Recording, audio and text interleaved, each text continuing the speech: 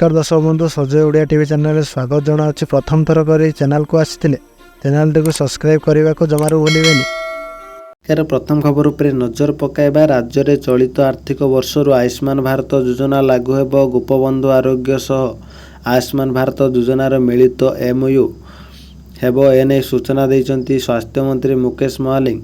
चलित आर्थिक वर्ष ठारू गोपबंधु आरोग्य सह आयुष्मान भारत योजनार मिलित एमओयू स्वाक्षर हेब। काश्मीर कन्याकुमारी जाए 27,000 हस्पिटाल यह योजन स्वास्थ्य सुविधा उपलब्ध रहा बेले यह कार्ड शेष सबुठ वैध हेब। यह लागू होगा पर राज्यर स्वास्थ्य योजना गोपबंधु आरोग्य सह आयुष्मान भारत योजनार मिलित लाभ उठाइबे। आगामी खबर उत्तर प्रदेश 300 आलू ट्रक ओडिशा आसुची बजार में आलू मौजूद होगा पर दर नियंत्रण को आसिबो। एने जोगाण मंत्री कृष्णचंद्र पात्र सूचना देइछंती।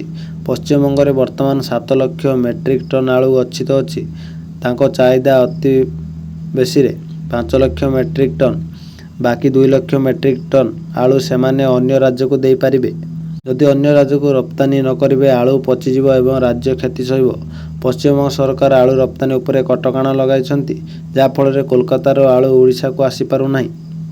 आलू आमदानी कमिबार ओडिशा बजार में आलूर दर घो घो हो बढ़िबार लागिछि जो कारणर किछि दिन तले राज्य सरकार अन्य राज्यर आलू आनिबा पई योजना चलाइथिबा कहले जोगाण मंत्री।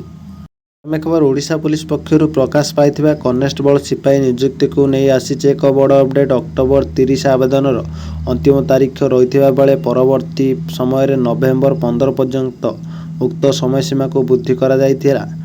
राज्य हाईकोर्ट का निर्देश पर राज्य चयन बोर्ड ओडिशा पुलिस कटक पक्षर एने एक विज्ञप्ति जारी कर सूचना दी जाइथिला। तेबे यह मध्य कनेस्टेबल सिपाही पद पर ओडिशा पुलिस पक्षर परीक्षा तारीख घोषणा करा जाइछि। नोटिस मुताबक डिसेम्बर 7 तारीख ठारू कनेस्टेबल सिपाही पदर कंप्यूटर बेस्ड रिक्रुटमेंट परीक्षा आरंभ होब। राज्यर विभिन्न जिलार परीक्षा केन्द्र मानकर यह परीक्षा अनुष्ठित हेब। ओडिशा पक्षर यह पदर ऑनलाइन परीक्षा तारीख घोषणा करा जाइछि। परवर्ती खबर डिसेम्बर 2027 सुधा शेष हेब भुवनेश्वर मेट्रो ट्रेन प्रकल्पर प्रथम पर्याय काम। प्रथमे 26 किलोमीटर मध्य मेट्रो ट्रेन चलाचल करिबो। आरंभर यात्री को 13टी ट्रेन रे यही सेवा मिलिबो। प्रत्येक ट्रेन में 3टी लेखाएं कोच रहिबो। मेट्रो ट्रेन नहीं समीक्षा पर शनिवार भुवनेश्वर सांसद अपराजिता षडंगी गणमाध्यम को यही सूचना देइछंती। बहु प्रतीक्षित भुवनेश्वर मेट्रो ट्रेन प्रकल्पर काम 2027 सुधा शेष करने को लक्ष्य रखा जाइछि। मेट्रो प्रकल्प पई एबे माटी परीक्षा चली 50 रु 60 फुट तलू माटी नहीं लैब रे परीक्षा चली। माटी परीक्षा पर फाउंडेशन काम आरंभ हेब। भुवनेश्वर भूपृष्ठरु 13 फुट उच्चरे मेट्रो रेल गड़िबो। परवर्ती खबर आसंता 2 दिन राज्य में हालुका वर्षा हेब। बंगोपसागर राज्य को पवन बहुछि। उपकूल और अभ्यंतरीण ओडिशा रे कां भा वर्षा होई पारे। दक्षिण ओडिशा रे स्वल्परू मध्यम परिमाणर वर्षार संभावना अछि। पाणीपाग विशेषज्ञ एभली पूर्वानुमान करिसेंती। आंचलिक पाणीपाग विज्ञान केन्द्र पूर्वानुमान कहूछि उपकूल ओडिशा समेत मालकानगिरी कोरापुट रायगड़ा मयूरभंज केन्दुझर स्वल्परू मध्यम धरणर वर्षा होई पारे। आज मालकानगिरी कोरापुट नवरंगपुर रायगड़ा जगतसिंहपुर केन्द्रापड़ा भद्रक बालेश्वर मयूरभंज जिले में स्वल्परू मध्यम परिमाणर वर्षा संभावना अछि। आसंता 4 दिन जाए राज्यर राति तापमात्रा अपरिवर्तित रहिबो बोली आकलन करा जाइछि। खबर गंजाम रे सर्वाधिक एड्स रोगी राज्य में ह्रास पाउछि एड्स रोगी संख्या।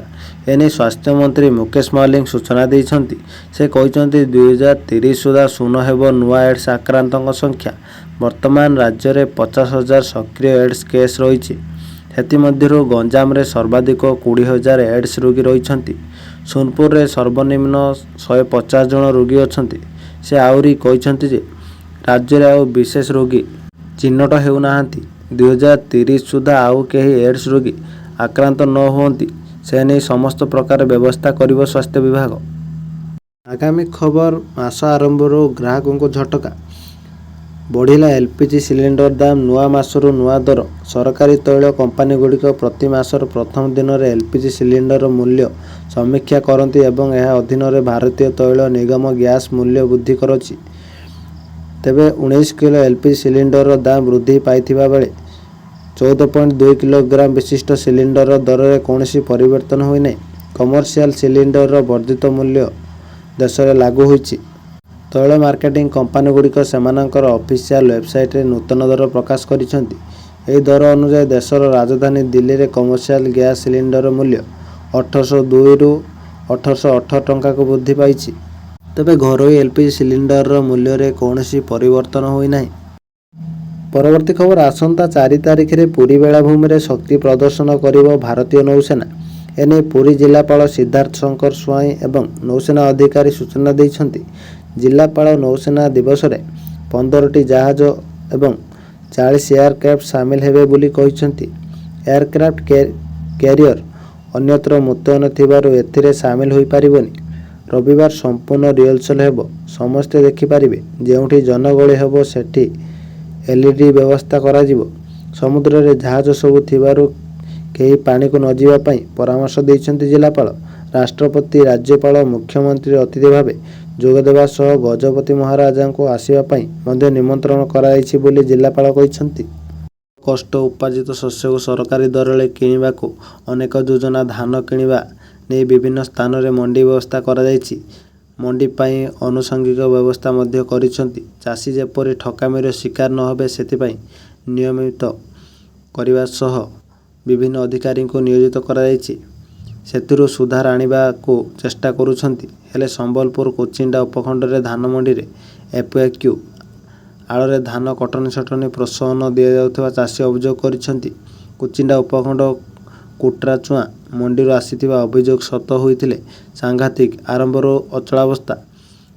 ଏଫଏକ୍ୟୁ ଯାଞ୍ଚ ଆଳରେ କଟନୀ ଛଟନୀ ପାଇଁ ବାଧ୍ୟ କରାଯାଉଛି। ଏଥିରେ ରାଜି ନ ହେବାରୁ 6 ଜଣ ଚାଷୀଙ୍କ 831 ବସ୍ତା ଧାନ ବିକ୍ରି ହୋଇପାରିନଥିବା ଅଭିଯୋଗ ହୋଇଛି। ଆଜିକାର ଶେଷ ଖବର ଉପରେ ନଜର ପକାଇବା। ରାଜ୍ୟ ସରକାରଙ୍କ ବଡ଼ ଘୋଷଣା। ଏଣିକି ଶନିବାର ସକାଳ 10ଟାରେ ଖୋଲିବ ସ୍କୁଲ। କୋରାପୁଟ ଜିଲ୍ଲା ପାଇଁ ଏହି ନିୟମ ଲାଗୁ କରାଯାଇଛି। କୋରାପୁଟରେ ଶୀତର ଲହରୀ ଅଧିକ ଥିବା କାରଣରୁ ଏଭଳି ନିଷ୍ପତ୍ତି ଦେଇଛନ୍ତି ସରକାର। କୋରାପୁଟର ସବୁ ସ୍କୁଲକୁ ଜିଲ୍ଲା ଶିକ୍ଷା ଅଧିକାରୀ ଚିଠି ଲେଖିଛନ୍ତି। ଏଣିକି ଶନିବାର ସକାଳ ସ୍କୁଲ ହେବନି ବୋଲି ନିର୍ଦ୍ଦେଶ ଦେଇଛନ୍ତି ଜିଲ୍ଲା ଶିକ୍ଷା ଅଧିକାରୀ। ସକାଳ ପରିବର୍ତ୍ତେ ସକାଳ 10ଟାରେ ସ୍କୁଲ ଖୋଲିବ।